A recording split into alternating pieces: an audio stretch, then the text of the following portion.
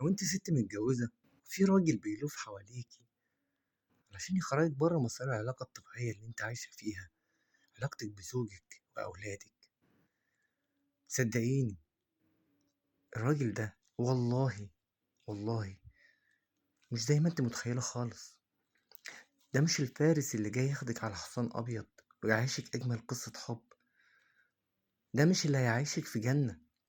أيا كانت المشاكل اللي بينك وبين جوزك، أو أيا كانت المشاكل اللي انت بتعيشها في حياتك، أو أيا كان اللي انت كنت بتحلمي بيه وما تحققش في علاقتك مع جوزك، صدقيني الراجل ده مش جايلك بالحب ولا بالرومانسية ولا بالعلاقة العاطفية اللي انت بتحلمي بيها أبدا.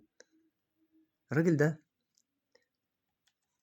لعب بيكي وبغيرك، لعب بكذا واحدة قبلك، وفي النهاية أخد اللي هو عايزه، وبعد كده قال لهم أمك في العش ولا طارت. الناس كلها بتبقى عارفة هو هدفه ايه، كل الناس بتبقى فاهمة هو عايز منك ايه إلا انت الوحيدة اللي مبتبقيش فاهمة هو عايز ايه. ليه؟ لأن انت عميك الحب، عميك الكلام الحلو اللي هو بيقولهولك، عميك الكلمتين الحلوين اللي هو بيضحك عليكي بيهم. صدقيني انت الوحيدة اللي بتخسري في العلاقة دي، انت الوحيدة اللي بتخسري بيتك وزوجك وعيالك. ولما جوزك يعرف بيبقى عدوك، وبعد ما بتفوقي وعايزة ترجعي لجوزك بقى مبيقبلش، بيرفض، بتبدأي تعتبريه عدو. هو فعلا بقى عدو، بس انت بتتعاملي معاه كعدو والقانون في صفك، فبتبدأي تدمريه وتدمري عيالك. خلي بالك، بصي، انت بتدمري كل حاجة لمجرد ان انت كنت معمية.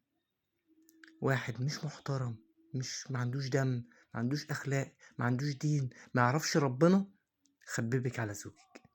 وانتي مش عايز اقولك بكل عبط، لا، بكل سذاجة سمحتي له انه يلعب بيكي وبمشاعرك ويضحك عليكي ويخرب بيتك. فلو لقيتي حد بيلف عليكي وبيحاول ان هو يخرجك بره العلاقة الطبيعية، العلاقة الكويسة المحترمة اللي انت عايشاها مع زوجك، اقفلي الباب، اقفلي الباب.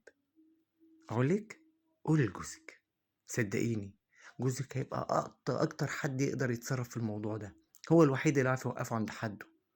لكن انتي لو فتحتي الباب بس سنتي واحد، دمرتي نفسك ودمرتي حياتك ودمرت جوزك ودمرت عيالك ودمرت مستقبلك. ولو الناس عرفت هيبقى منظرك قدام الناس وحش قوي، وهتتكسفي تمشي في الشارع.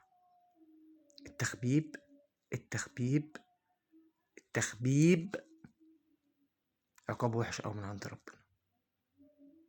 خلي بالك، اوعي تقعي في المغرز ده، اوعي اوعي حد يضحك عليكي بكلمتين حلوين ملهمش لازمة.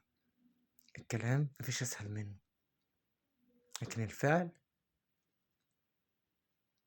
في النهاية عمره عمره عمره ما هيتجوزك.